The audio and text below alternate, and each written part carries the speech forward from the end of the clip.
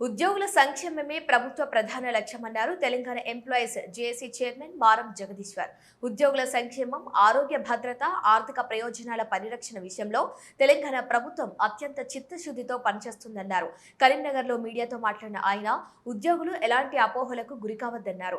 ఉద్యోగుల ఆరోగ్య భద్రతను మరింత బలోపేతం చేసేందుకు ప్రభుత్వం కట్టుబడి ఉందని పేర్కొన్నారు. ఆయన త్వరలో ప్రభుత్వ ప్రధాన కార్యదర్శి సంజయ్ జాజు అధ్యక్షతన జరిగే ఉన్నత స్థాయి సమావేశం ఉద్యోగ సంఘాల ప్రతినిధులు, జేఏసీ నాయకులు, ప్రభుత్వ ఉన్నత అధికారులు పాల్గొని ఎంప్లాయ్ హెల్త్ స్కీమ్ అమలుకు సంబంధించిన పలు కీలక అంశాలపై విస్తృతంగా చర్చించనున్నట్టు తెలిపారు. దేశవ్యాప్తంగా ఉత్తమ వైద్య సేవలు అందిస్తున్న ప్రముఖ ఆసుపత్రుల యాజమాన్యాలతో ఇప్పటికే పలుమార్లు చర్చలు జరిపినట్లు వెల్లడించిన ఆయన ఇతర రాష్ట్రాల్లో అమలవుతున్న ఉద్యోగుల ఆరోగ్య పథకాలను సైతం క్షుణ్ణంగా అధ్యయనం చేసి వాటిలోని ఉత్తమ విధానాలను తెలంగాణలో అమలు చేయడానికి ప్రభుత్వం చర్యలు చేపట్టిందన్నారు.